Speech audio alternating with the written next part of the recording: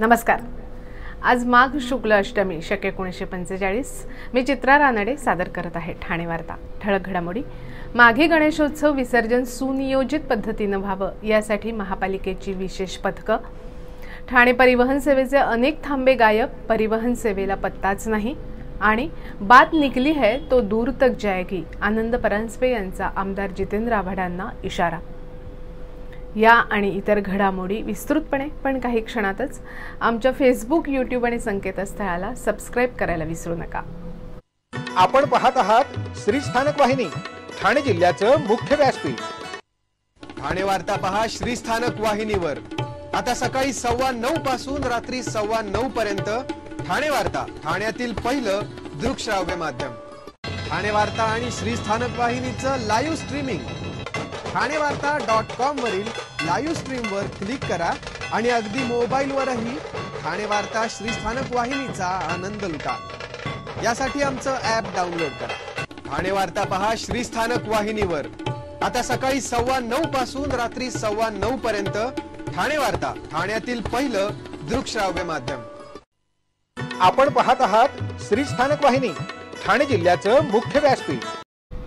माघी गणेशोत्सवातील श्री गणेशाचं विसर्जन सुनियोजित पद्धतीने व्हावं यासाठी ठाणे महापालिकेच्या वतीनं महापालिका कार्यक्षेत्रात असलेल्या विविध विसर्जन घाटांवर सुविधा उपलब्ध करून देण्यात आली आहे। 5 दिवस 7 दिवसांच्या गणेशाचे विसर्जनानंतर गणपती मूर्ती खाडीच्या किनाऱ्यालगत येऊन तरंगतात आणि भाविकांच्या भावना दुखावल्या जातात। यासाठी तसंच विसर्जन घाटांवर विशेष पथकांची नेमणूक करण्यात आली आहे। महापालिका कार्यक्षेत्रातील कोपरी, कोलशेत, पारसिक, रेतीबंदर, बाळकुम, कळवा आणि दिवा या ठिकाणच्या खाडी किनाऱ्यांवर विसर्जन घाट असून या ठिकाणीही विसर्जनासाठी पथकांची नेमणूक करण्यात आली आहे। तसंच माजिवडा, मानपाडा येथील रेवाळे तलाव, मासुंदा तलाव, दत्तघाट, खारेगाव तलाव, न्यू शिवाजीनगर, कळवा तलाव इथे कृत्रिम तलाव निर्माण करण्यात आलेत। त्याचप्रमाणे दातिवली तलाव, खिडकाळी तलाव, रायलादेवी, उपवन तलाव इथे विसर्जनासाठी प्रत्येकी 2 टाक्यांची सोय करण्यात आली आहे। तरी भाविकांनी या ठिकाणी गणेशमूर्ती विसर्जन करावं असं आवाहन महापालिकेच्या वतीनं करण्यात आलंय। ठाणे महापालिका क्षेत्रात सुरू असलेल्या सर्वंकष स्वच्छता मोहिमेत दिवा प्रभाग समिती क्षेत्रात साफसफाई करण्यात आली। मुख्य रस्ते, पदपथ, अंतर्गत रस्ते, नाले यांची सफाई करण्यात आली। महापालिका आयुक्त अभिजित बांगर यांच्या मार्गदर्शनाखाली महापालिका कार्यक्षेत्रात सुरू असलेल्या या मोहिमेत रस्ते साफ करणं, पाण्याने धुणं, पदपथ सफाई, रस्ते दुभाजक स्वच्छ करणं, नाले सफाई, उद्यान सफाई यांचा समावेश आहे। या मोहिमेअंतर्गत दिवा प्रभाग समिती कार्यक्षेत्रात आयोजित केलेल्या स्वच्छता अभियानास स्थानिक नागरिक, लोकप्रतिनिधी यांचा उत्स्फूर्त प्रतिसाद मिळाला। आज सकाळी 6:15 वाजता दिवा सर्कल, आगासन रस्ता, दिवा शीळ रस्ता आदी परिसरात साफसफाईला सुरुवात झाली। मुख्य रस्ते, पदपथ झाडून पाण्याने स्वच्छ करण्यात आले। रस्त्यावरील दुभाजक स्क्रबरच्या सहाय्याने घासून नंतर पाण्याच्या फवारणीने स्वच्छ करण्यात आले। परिसरातील रस्त्यांबरोबरच लहान मोठे नालेही स्वच्छ करण्यात येत आहेत। या स्वच्छता मोहिमेत पालिकेच्या वरिष्ठ अधिकाऱ्यांनी दातिवली तलावाच्या कामाची पाहणी केली। नौपाड्यातील ए.के. जोशी जवळ असलेल्या TMT बस स्टॉपचा थांबा 2 वेळा गायब झाल्याची घटना 2.5 वर्षांपूर्वी घडली असतानाच काल मध्यरात्री नौपाड्यातील आईस फॅक्टरी जवळचा बस थांबा मध्यरात्रीतच गायब होण्याचा प्रकार उघडकीस आला आहे। या गंभीर घटनेबाबत भारतीय जनता पक्षाचे जिल्हाध्यक्ष संजय वाघुले यांनी महापालिका आयुक्त अभिजित बांगर यांच्याकडे तक्रार केली आहे। गोखले रोडवरील आईस फॅक्टरी इथे अनेक वर्षांपासून TMTचा थांबा होता। या थांब्यावर शालेय विद्यार्थी, रहिवासी आणि नागरिकांची चढ उतार होते। नौपाड्यात ये-जा करण्यासाठी हा थांबा महत्त्वाचा होता। या थांब्यावर आलेल्या प्रवाशांना सकाळी धक्का बसला। या ठिकाणचा थांबा मध्यरात्रीतच गायब करण्यात आला होता। या घटनेची माहिती काही नागरिकांनी भारतीय जनता पक्षाचे जिल्हाध्यक्ष संजय वाघुले यांना दिली। त्यांनी तातडीनं परिवहन सेवेतील अधिकाऱ्यांकडे संपर्क साधला। त्यावेळी हा थांबा परिवहन प्रशासनाकडून काढण्यात आला नसल्याचं स्पष्ट करण्यात आलं। त्यानंतर जिल्हाध्यक्ष वाघुले यांनी महापालिका आयुक्त अभिजित बांगर यांच्याकडे निवेदनाद्वारे तक्रार केली। तसंच पूर्वीच्याच ठिकाणी थांबा बसवण्याची मागणी करून CCTVद्वारे समाजकंटकाचा शोध घेऊन कारवाई करण्याची मागणी केली। यापूर्वी एके जोशी जवळ असलेल्या TMTचा थांबा सुमारे 2.5 वर्षापूर्वी 2 वेळा चोरीला गेला असल्याचं उघडकीस झालं आहे। ठाण्यातील महत्त्वाच्या रस्त्यांवरील अनेक थांबे आतापर्यंत गायब झाले असून त्याबाबत परिवहन सेवेनं कानाडोळाच केल्याचं दिसतंय। अल्पवयीन मुलांच्या मदतीनं महागड्या गाड्या चोरणाऱ्या सराईत चोरट्याला कल्याण कोळसेवाडी पोलिसांनी बेड्या ठोकल्या आहेत। वाढत्या वाहन चोरीच्या घटनेच्या पार्श्वभूमीवर कल्याण पूर्व परिसरात कोळसेवाडी पोलिसांच्या पथकानं सापळा रचला होता। या सापळ्यादरम्यान पोलिसांनी एका गाडीला चावी लावून ती गाडी उभी केली होती। हा संशयित चोरटा ती गाडी चालू करण्यासाठी गेला असता पोलिसांच्या पथकाने झडप घालत त्याला अटक करण्यात आली। चिन्मय तलावडे या चोरट्याकडून पोलिसांनी त्याच्याकडून 4 दुचाकी, 1 होंडा सिटी कार जप्त केली। वाढत्या वाहन चोरीच्या घटनांच्या पार्श्वभूमीवर पोलिसांच्या पथकानं कल्याण पूर्व परिसरात सापळा रचला होता। कल्याण पूर्व परिसरातील गर्दीच्या ठिकाणी पोलिसांनी 1 दुचाकी चावी लावून उभी केली होती। एक संशयित व्यक्ती त्या ठिकाणी आली आणि बाईकला लावलेली चावी पाहताच त्याने बाईक चोरण्याचा प्रयत्न केला। पोलिसांच्या पथकाने तात्काळ झडप घालत या चोरट्याला अटक केली। चिन्मय हा अल्पवयीन मुलांच्या मदतीनं महागड्या गाड्या दुचाकी चोरी करायचा। त्याने याआधी देखील अशाच प्रकारे अनेक बाईक चोरल्या असून कोळसेवाडी पोलीस पुढील तपास करत आहेत। वंदे मातरम संघ आयोजित गणेश माघी गणेशोत्सव हा जिल्ह्यातील सर्वात मोठा गणेशोत्सव असल्याचं कपिल पाटील यांनी सांगितलं। तर कल्याण लोकसभा असो किंवा ठाणे लोकसभा असो, वरिष्ठ पातळीवर जो निर्णय होईल, जो उमेदवार ठरेल त्या उमेदवाराच्या पाठी भारतीय जनता पार्टी आणि शिवसेना शिंदे गट खंबीरपणे उभा राहून मोदींचे हात बळकट करण्यासाठी त्याला निवडून देतील असंही त्यांनी यावेळी सांगितलं।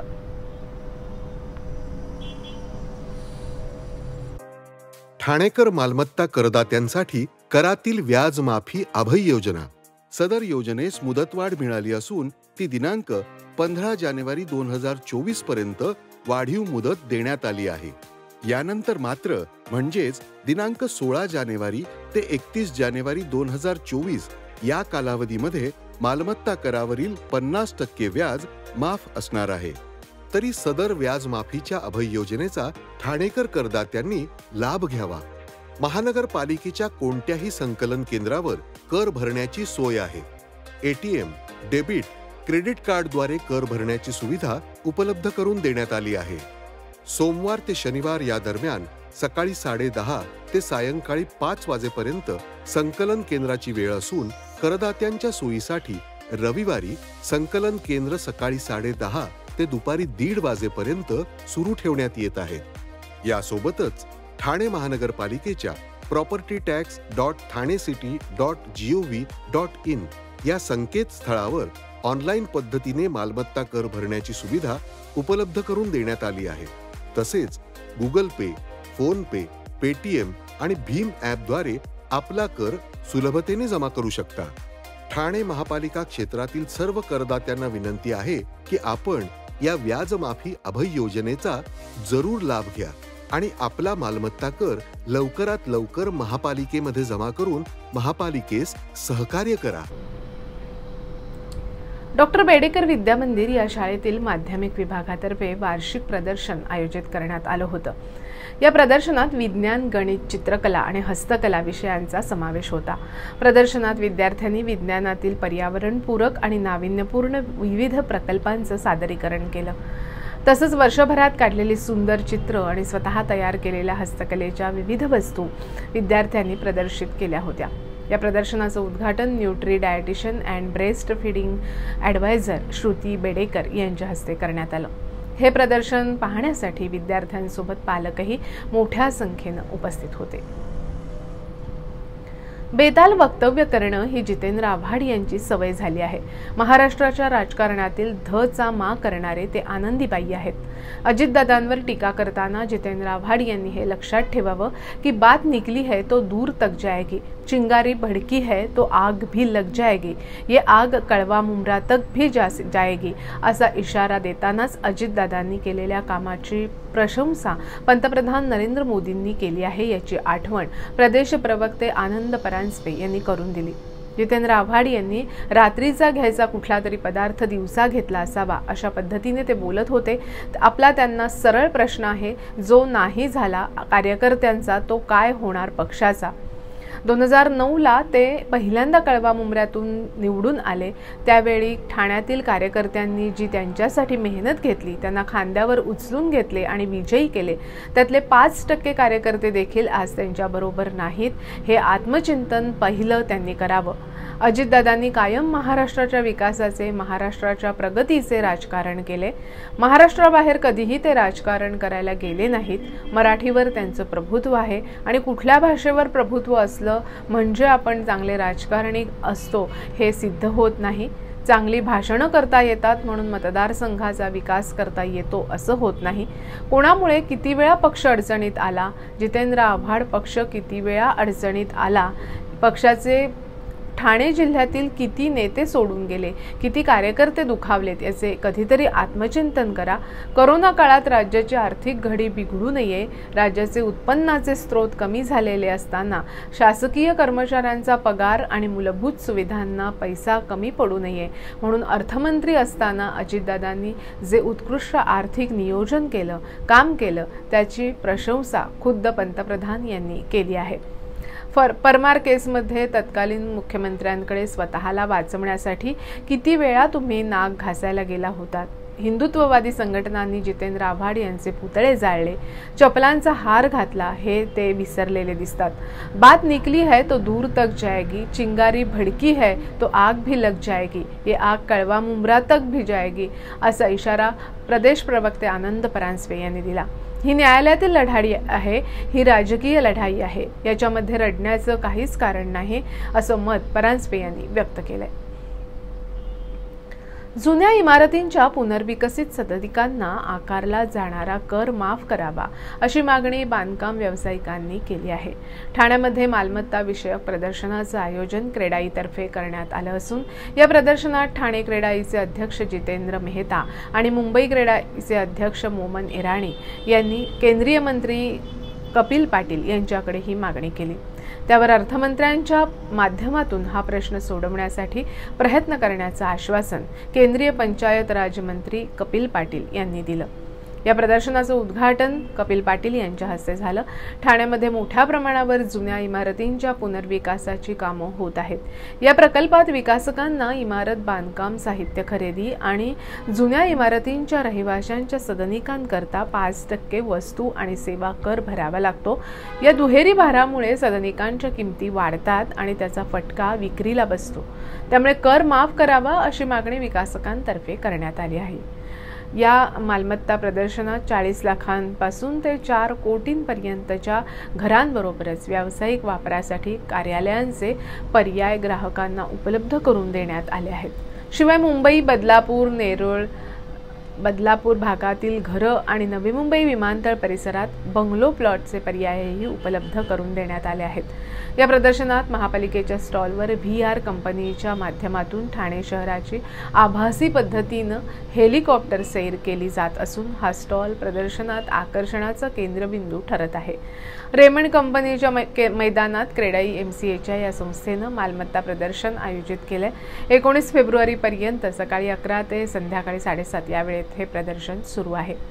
या प्रदर्शनात शहरातील 100हून अधिक गृहप्रकल्पातील घरं विक्रीसाठी ठेवण्यात आली आहेत। या प्रदर्शनात 50हून अधिक बांधकाम व्यावसायिक आणि 15हून अधिक बँका आणि गृहकर्ज वित्तीय संस्था सहभागी झाल्या आहेत। आपण पाहत आहात श्री स्थानक वाहिनी, ठाणे जिल्ह्याचं मुख्य व्यासपीठ। ठाणे वार्ता पहा श्री स्थानक वाहिनीवर। आता सकाळी 9:15 पासून रात्री 9:15 पर्यंत ठाणे वार्ता, ठाण्यातील पहिलं दृकश्राव्य माध्यम। ठाणे वार्ता आणि श्री स्थानक वाहिनीचं लाईव्ह स्ट्रीमिंग ठाणेवार्ता.com वरील लाईव्ह स्ट्रीमवर क्लिक करा आणि अगदी मोबाईलवरही ठाणे वार्ता श्रीस्थानक वाहिनीचा आनंद लुटा।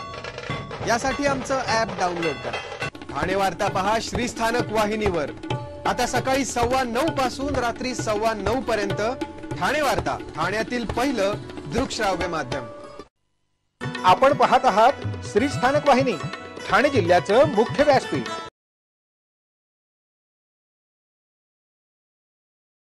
मेलवर कळवू शकता। ठळक घडामोडी शेवटी पुन्हा एकदा, माघी गणेशोत्सव विसर्जन सुनियोजित पद्धतीने व्हावं यासाठी महापालिकेची विशेष पथकं। ठाणे परिवहन सेवेचे अनेक थांबे गायब, परिवहन सेवेला पत्ताच नाही आणि बात निकली है तो दूर तक जाएगी, आनंद परांजपे यांचा आमदार जितेंद्र आव्हाडांना इशारा। या होत्या ठाणे वार्ता। आपली एखादी बातमी पाहायची राहून गेल्यास आपण ठाणेवार्ता.in या आमच्या संकेतस्थळाला किंवा फेसबुक पेज तसंच यूट्यूब चॅनेलला अवश्य भेट द्या। तर मग पुन्हा भेटू पुढील बातमीपत्रात, फक्त श्रीस्थानक वाहिनीवर। धन्यवाद।